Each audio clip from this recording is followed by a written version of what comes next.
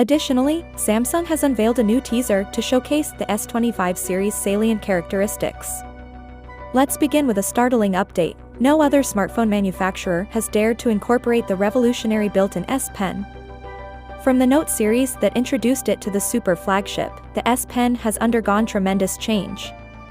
Recent reports suggest that Samsung may be reducing some of the S Pen's primary features. The S Pen in the S25 Ultra won't function as a shutter button for the camera or for air commands like navigating between tasks or PowerPoint presentations, if these rumors are accurate. This is due to Samsung's intention to discontinue the S Pen's Bluetooth capabilities, which are in charge of these functions. Removing this function feels like a step backward because Samsung first offered it with the Note 9.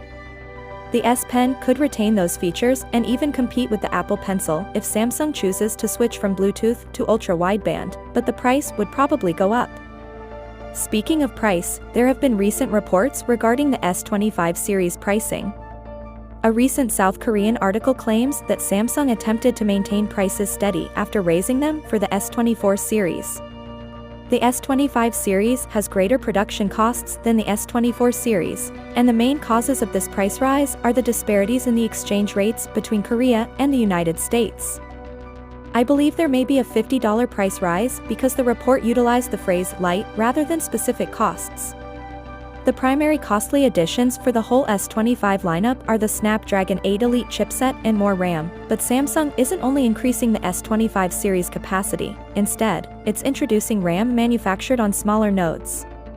Simply put, because this new RAM is smaller, it will consume less power, produce less heat, and operate more efficiently overall. Finally, what are your thoughts about it? So without being said, let me know your thought in the comment below, and if you are new here, please subscribe. Peace out.